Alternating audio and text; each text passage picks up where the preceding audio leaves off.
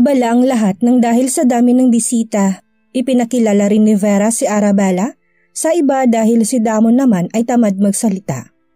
Bawat taong tumitingin kay Arabella ay hindi maiwasang mapangiti, nang dahil na rin sa pagiging masiyahin nito. Maya't maya itong nakangiti sa mga tao at ang napakaputing ngipin nito ay kitang-kita.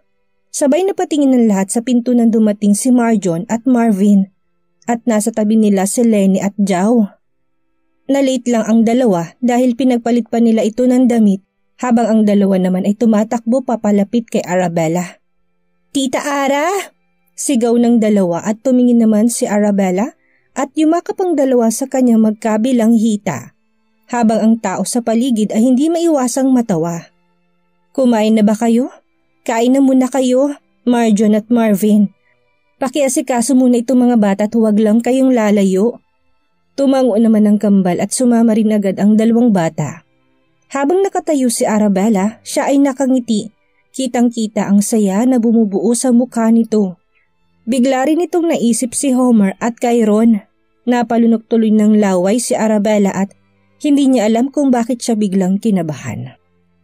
Naramdaman niya ito nang malaman niyang isang mafia king si Grigor, pero nawala rin naman agad dahil sa may tiwala siya rito. Pero ngayon ay tumitibok maigi ang kanyang puso nang dahil sa takot at kaba. Kaso, natigilan din ito sa pag-iisip nang marinig niya ang boses ni Helena at nagulat si Arabella. "Lady Ara, malalim atang iniisip niyo. Masama ba ang pakaramdam niyo?" Natauhan naman agad si Arabella at saka umiling. Medyo sumakit lang ang ulo niya nang dahil sa bigla niyang naiisip. Pero nawala rin naman ito agad nang makita niya si Helena. "Hindi naman at walang problema. Kumain ka na rin at wag mo na akong intindihin. Marami namang tao at kasama ko naman si Ma'am." Sabay tango ni Vera na nasa tabi lang ni Arabella at umalis na nga si Helena na walang iniisip. Alam naman nilang safe ito, pero ang buong gremo pa rin ay punong-puno ng napakaraming mga tauhan. Baka mamayang nangangalay ka na o kaya naman ay pagod ka na dyan? Tanong ni Vera kay Arabella at umiling naman ito. Habang si Arabella naman ay agad napaisip kung nasaan si Grigor. Nagpaalam kasi ito kanina at bigla na lang nawala. "Ma'am, nasaan po pala si Grigor? Hindi ko na siya nakita nang siya'y magpaalam sa akin." Sabay hinanap ito ni Arabella at lumingon naman si Vera habang kausap nito ang ibang mga importanteng tao sa kanilang pamilya. Malaki na yun at may mga importanteng tao lang na kinakausap. Napatango na lamang si Arabella at saka naglakad ito palayo kay Vera. Marami namang tao at saka maraming nakakapansin sa kanya kung may mangyaring hindi maganda. Pinagmasdan ni Arabella ang napakaraming tao at may mga ngiti sa mga labi nito. Habang ang mga paa nito'y kusang lumakad sa taas ng gremo dahil hanggang 3rd floor ito. Hindi pa ito nakikita ni Arabella kaya naman hindi nito alam kung paano siya nakaakyat sa 3rd floor at natigilan si Arabella sa paglalakad dahil huminga ito ng malalim at hanggat may nakikita itong hawakan ay humawak lang ito rito. "Ano bang meron dito? Ang linis naman ata." Napatanong na ito dahil konting isang bagay ay wala siyang makita. Tanging mga pinto lamang at nang ito'y maglakad siya'y natigilan. Parang narinig nitong boses ni Grigor. Kaya naman hindi nito maiwasang maglakad patungo sa ingay na naririnig niya. Pero sa hindi inaasahan, nagulat ang lahat at maging si Arabella, bumungad sa kanyang ilang daang tao at napakakisig ng mga katawan nito. Sila ay may hawak na baril at ang iba naman ay nakapatong sa upuan na kanilang inuupuan o kaya naman ay sa lamesa. Silang lahat ay natigilan at napatigil sa pagsasalita si Grigor nang mapansin nito kung saan nakatingin ng lahat. "Keep those guns!" Sigaw ni Grigor at nagulantang ang lahat at agad itong itinago. Pero kahit na tinago nila ito, ay wala na silang magagawa pa dahil nakita na ito ni Arabella. Kasabay nun ng paglapit ni Grigor at agad tinakpan ang mata ni Arabella. "What are you doing here? How did you get here? There's no elevator." Sunod-sunod na tanong ni Grigor at napalunok na lamang sa takot ang lahat. Habang si Arabella naman ay panayang palag nang dahil sa wala siyang makita. "Grigor naman, wala naman kasi ako makita." Maktol ni Arabella at kahit isa sa mga leader ng gang ay hindi nagtatangkang magsalita. I said, how did you get here? Didn't you see that it's too dangerous? You're making me worried again. Hindi na napansin ni Grigor ang mga tao sa paligid.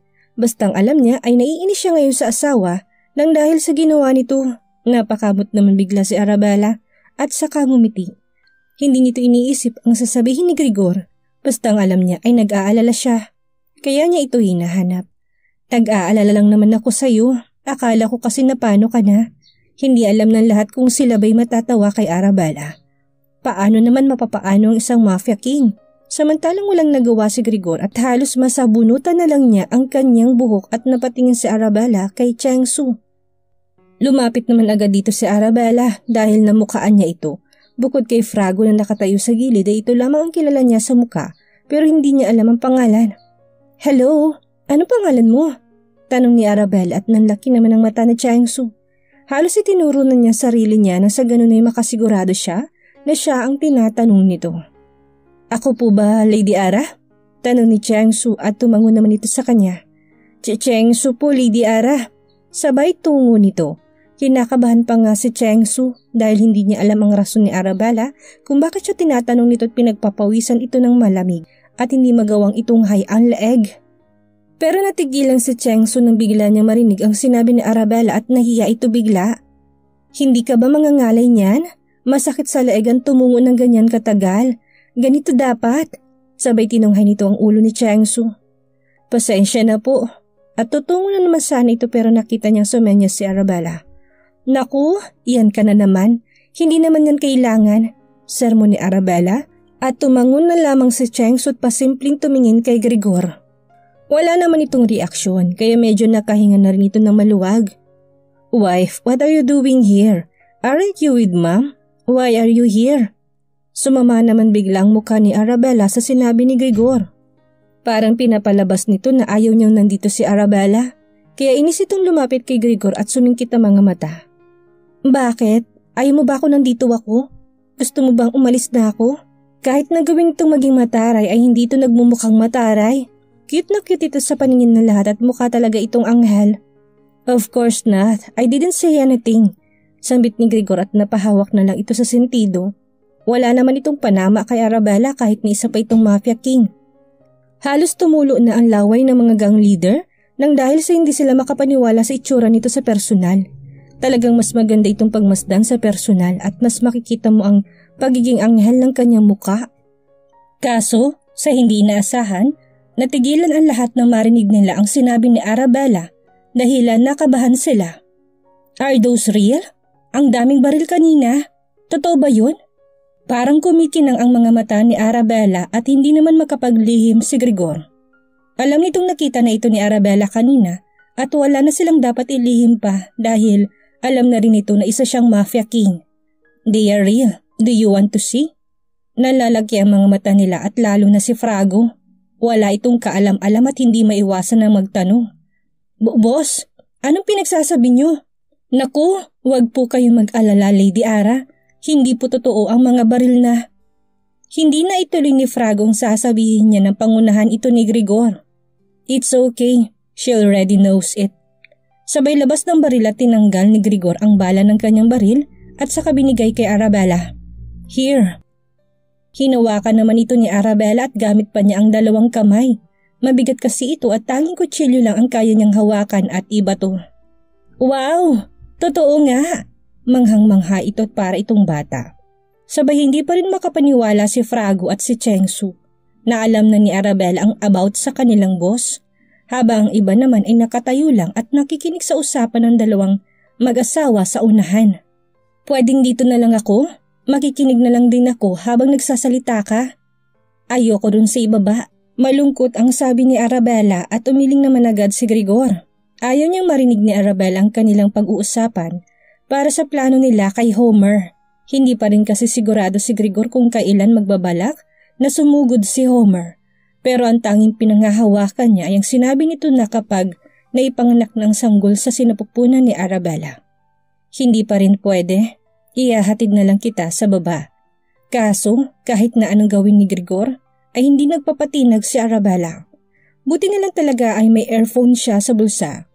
At kinuha nitong cellphone niya at sinalpak sa tenga ni Arabella. Listen and chill.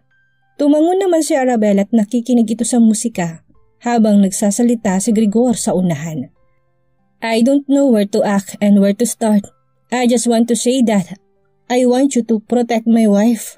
I'll give you money as much as you want, but in return, you need to help me to take care of Ara. Sabay tingin ni Grigor sa asawa at napapangiti ito sa kanya kapag natingin si Grigor, habang ang mga gang leader naman ay hindi maiwasang matouch sa kanilang boss. Ngayon lang kasi nila ito nakitang ganito at isa sa kanilang nagsasalita na may lakas ng loob. Boss, I don't think that you need to pay us. Our salary is too much and we are honored to take care of Lady Ara. Sabay tango ng lahat at hindi alam ni Grigor ang kanyang mararamdaman. Hindi siya marunong magpasalamat, kaya naman tumango na lamang siya at hindi nagsalita. We agreed. Sobra-sobra ng sahod namin, boss, at sa tingin ko ay hindi naman kailangang humingi kayo ng pabor sa amin. Obligasyon namin na gampanan ng trabaho namin at halos hindi na rin namin alam ang gagawin sa perang hawak namin dahil sa tingin ko'y sobra na yun at halos lahat ng importante at bagay na kailangan namin ay meron na kami. Sumang-ayon ang lahat dahil talagang napakarami nilang pera. Wala na silang mapaglagyan at halos hindi na nga nila nagagalaw ang bank account na palaging pinagbabagsakan ng kanilang sahod. Bago mag-15 and 30 ay nakakakuha sila ng 2 milyon. Kaya sa isang buwan ay meron silang 4 na milyon. Hindi na nila yun nagagalaw dahil nga parang isang sirang machine ang kanilang bank account dahil sa patuloy na sahod. Kaya naman nang marinig ito ni Grigor ay agad siyang lumapit kay Arabella at inalalayan niya itong tumayo sa pagkakaupo. We have a meeting tomorrow. But for now, I will stop the conversation and have some fun. Tumayo ang lahat at saka binati ang dalawa. Congratulations! Tuluyan na rin inalis ni Arabella ang kanyang earphone at ngumiti kay Grigor. Silang dalawa'y naglakad patungo sa hagdan at nagulat na lang si Arabella nang buhatin siya ni Grigor na pabridal at agad din namang yumakap si Arabella na sa ganon na hindi siya malaglag. Hold on tight or else we will fall.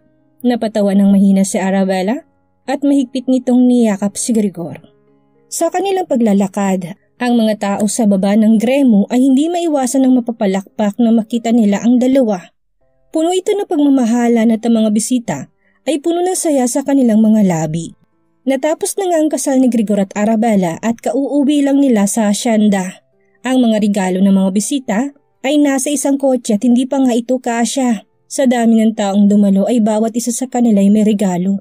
Kaya naman, hindi lamang benteng sasakyan ang ginamit para lang maiuwi ang lahat ng regalo. Samantalang pagod na pagod ang dalawa at sumabay pa si Simon na sobrang kulit. Nagtatalo na naman kasi ang dalawang magkapatid at si Vera naman ay hindi maiwasang mairita. Simon na! Sigaw ni Vera at saka hindi pa rin tumitigil ang dalawa. Mabilis sa tumakbo ito't nang sa ganon na hindi mahabol ng ina. You two should go to your room. Sabay turo kay Arabella at Grigor. Kaya naman hindi nag-atubili si Grigor na dali ng asawa sa itaas at pagbuksan ito ng kwarto.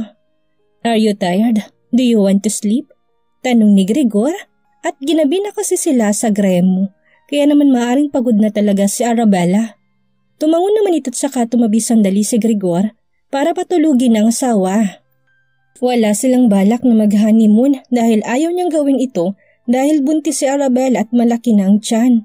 Kahit sinabihan pa siya noon ni Soraya na maaari naman basta mag-iingat kaso talagang ayaw ni Grigor. What do you want? Dugtong ni Grigor at saka mukhang nag-iisip pa si Arabella hanggang sa niyakap na lamang nito ang asawa. Let's sleep for now. Inaantok na kasi ako eh. Maktol ni Arabella at tumangon naman si Grigor. Nagawa nitong tumabi kay Arabella, ngunit hindi pa talaga ito matutulog. Meron pa siyang hindi naaasikaso at sumasakit na naman ang kanyang ulo. Lumipas ang ilang minuto at mabilis na nakatulog si Arabella. At siya namang tayo ni Grigor. Lumabas ito sa kwarto at saka bumaba sa first floor ng bahay. Nakita nito na busy ang lahat at binubuksan ang mga regalo. Hindi kasi maarte si Vera at panay lang tanggap nito. Pero sa hindi inaasahan, napasigaw si Judy nang biglang makakita siya ng isang kutsilyo na may dugo. Ganitong-ganito ang ipinadala noon ni Homer sa kanila At agad namang sumigaw si Damon. Marjon, Marvin, get those kids and let them play in the room. May kataasan ng boses ni Damon at kinabahan naman ang kambal. Hindi pa sila sigurado kung anong nakita ni Judy. Pero mabilis na binuhat ng kambal ang dalawang bata at pinasok sa kwarto. Madam, utal sabi ni Judy at saka nilapitan ito ni Vera. At nagulat din ito nang makitang sobrang daming dugo ng box at halos masuka si Vera at mabilis na tumakbo sa lababo. Your mother, Argus! Sigaw ni Damon at sumunod naman agad dito para asikasuhin ang ina. Samantalang si Gregor na kabababalak ay napupuno na naman ng hindi magandang aura. Para itong isang demonyo nang makitang isang box na kulay pula. Halos sirain nito ang mga bagay na nakikita niya sa sala. That bastard! I will kill him! Sigaw ni Gregor at napalunok ang lahat sa takot. Habang si Judy halos manghina ang mga tuhod at hindi makapaniwalang may ganitong regalo silang matatanggap. Habang nagbubukas si Simoner ay agad din itong napamura. Hayop ka, Homer! Sabay lapag ng kahon at parehas din ito ng kahon na nakuha ni Judy. Mas lalong nag-uumapaw ang galit ni Gregor at saka lumapit sa sala. Open these gifts now! Sabay tumakbo ang lahat para buksan ito. Si Connor na busy sa labas ay napapasok din at si Joselito naman ay tumulong na rin. Inaamoy-amoy pa nga nila ito dahil baka mamaya ay tumapon. Paano naman ito napunta sa gremo? Halos wala naman kaming nakitang kakaiba ni Connor. At panay naman itango ni Connor sa sinabi ni Simon. Sa katunayan, ang lahat ng bisita ay may invitation at hindi sila makakapasok nang walang ganun. Sinusuri rin na lahat at tinitingnan ng muka kaya napapaisip sila kung paano sila nagkaroon ng ganitong regalo. Just open that gifts. Talagang sobra ka na, Homer. Inis na sabi ni Gregor at nang lumipas ang isang oras, hindi lamang 2 o 3 ang nakita nila kung hindi higit pa sa 10. Kaya ang dugo ni Gregor ay kumukulong maigi. What should we do, brother? Tanong ni Argus at wala ring maisip si Gregor. Busy kasi ito ng nakaraang araw dahil sa kasal nila ni Arabella. Pero busy rin ito dahil ayaw nito mapahamak ang asawa. Humawak lamang ito sa sentido at saka yun hinilot. Wala nitong maisip kaya naman tumalikod na lang bigla. I don't even know. Just make sure that you will clean this mess. I don't want to see this and I'll talk to you tomorrow. Pigil na pigil ang galit ni Gregor at talagang sasabog na ito. Hindi siya makasigaw o makapagwala nang dahil kay Arabella. Baka mamaya kasi magising ito nang dahil sa ingay niya. Kaya naman tinunan itong kwarto at saka binuksan ang pinto. Pagod na pagod si Gregor na tumabi kay Arabella at saka niyakap ang asawa. Nanginginig pa nga ang kamay ni Gregor at hindi nito alam kung bakit. Parang nakakaramdam kasi siya ng kakaiba at hindi niya alam ang dapat na gawin. Wife, please take care for me. Mahinang bulong ni Gregor at hinalikan ito sa noo si Arabella. Hanggang sa tuluyan na rin itong nakatulog ng dahil sa sama ng loob. Kinabukasan, si Arabella nagising na walang katabi. Palagi na lang wala si Gregor sa tuwing gigising siya sa umaga. Samantalang sa kanyang pagmulat ng mata ay nakita niya si Helena. Kaya naman hindi na ito bago kay Arabella dahil palagi naman ganito. Where's Gregor? Tanong ni Arabella at saka nagulat si Helena at lumapit ito sa kaibigan. May inaasikaso raw po si boss, kaya naman maagang umalis. Maaga rin akong pumunta rito at mukhang hindi na naman siya okay. Ayos lang po ba kayo?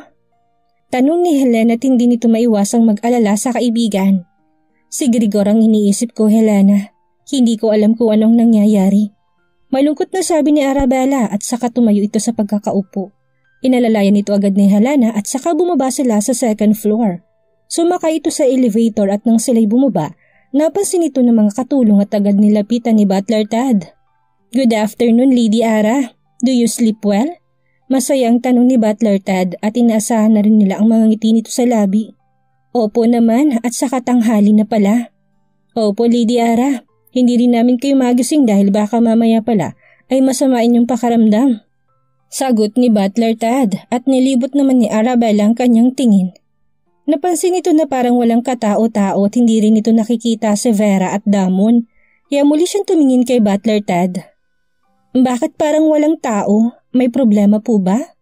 Nakitang lumunok ng laway si Butler Tad at kumunot ang noo ni Arabella. Sabay taas ng isa niyang kilay at masama ang kutob nito. Kaya naman naglakad ito papunta sa sofa at nawala ito sa mood. Where's Gregor? Kinabahan si Butler Tad at Helena sa kanilang narinig.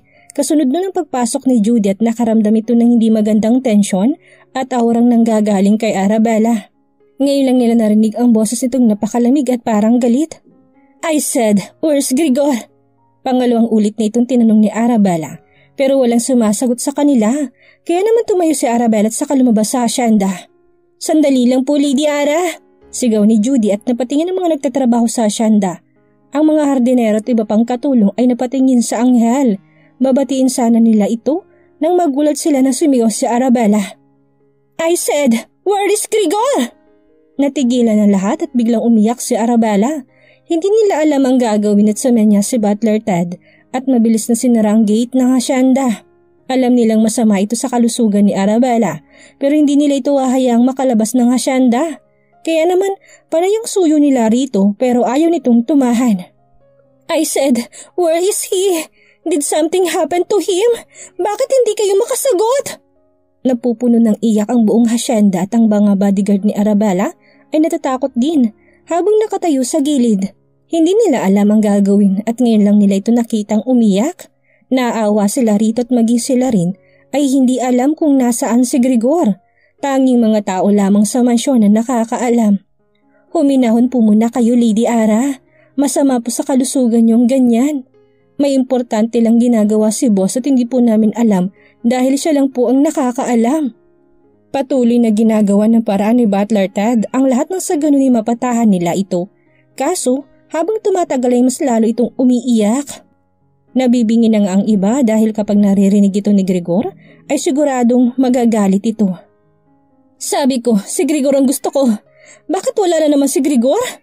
Umiral na naman ang pagiging bata ni Arabella at mabilis itong tumakbo at pumasok sa loob. Kinabahan naman ang lahat at hinabol ito. Tumakbo ito sa elevator at saka nagmadaling pumasok sa loob ng kwarto. Nilock ni Arabella ang kwarto at wala siyang pakialam kung magdabog pang mga tao sa labas ng kanilang kwarto. Panay ang iyak nito at saka humiga sa kama. Hindi mapakali si Arabella at sinisisi niyang kanyang sarili. Halos magusot ng bedsheet na hinihigaan nila at panay ang hila nito sa kumot. "Grigor, where are you?" Hindi pa rin matigil sa pag-iyak si Arabella. Hanggang sa hindi na nito namalaya na nakatulog na ito nang dahil sa pag-iyak. Samantalang sa kabilang banda naman ay nagmamadaling bumba ng kotse si Vera at Damon nang malaman nila ang nangyari. Masakit na rin ang ulo ng dalawa dahil magpa-flight sana sila sa France nang dahil sa may naganap doong problema. Mukhang kumikilos na kasi ang tauhan ni Homer at maging sa France ay nakaabot na rin sila. "Anong nangyayari?" Tanong ni Damon at si Judy naman ay panay ang ngata sa kanyang mga daliri nang dahil sa kaba. Sila'y nakatayo sa pinto ng kwarto ni Arabella. "Kasi po, bigla na lang umiyak si Arabella at hinahanap si Aldas Young Master. Hindi namin siya mapatahan at hindi namin po siya pwedeng sabihin kung nasaan siya." Napakamot sa ulo si Butler Ted at kinakabahan din si Helena na nasa gilid at nakikinig. Alam na rin kasi nitong lihim ng buong pamilya nang dahil kay Judy. Kaya naman siya'y tahimik lang at naghihintay na mabuksan ng pinto. "Then, what are you waiting for? Open this door." Inis na sabi ni Damon at saka kinuha ni Judy ang susi at saka binigay kay Damon ang susi. Nang buksan nila ito, sila ay tumakbo papasok sa loob at nakita nila ito sa kamang nakahiga. Nilapitan ito ni Vera at saka hinawi ang buhok. Halos sumakit ang dibdib ni Vera na makita niyang itsura ni Arabella at halatang namamaga ang mata. Tinabihan niya ito at saka hinawi ang buhok. "She's sleeping. Hayaan na muna natin siya magpahinga. Importante rin ang lakad namin, Butler Ted." Mukhang sumusugod na si Homer at tumatawag na sa akin ang head ng resort sa France. Kaya hanggat maaari walang malilingat na tingnan si Arabella. Aalis na kami't balitaan mo pa rin kami, okay? Si Grigor naman ay nasa gang base ni Homer. Basta ang gawin nyo lang ay protektahan si Arabella. Sabay tingin ni Vera kay Arabella at sakay nalikan ito sa noo. "Mauna na kami. Basta ikaw nang bahala at sabihin mo kami agad. Importante lang din ang lakad namin." Sambit ni Damon at tumango naman ang lahat at saka tuluyan na ngang umalis ang dalawa. Naiwan si Butler Ted, Judy at Helena ang nakatulala. Hindi nila alam ang gagawin at masakit ng ulo nila sa sobrang pag-iintindi. "Ano na lang ang gagawin natin, Butler Ted? Siguradong iiyak na naman si Lady Ara kapag nagising ito." Sambit ni Helena at hindi nila alam ang gagawin. Basta lumabas muna sila sa pinto at saka iniwan itong mag-isa sa kwarto.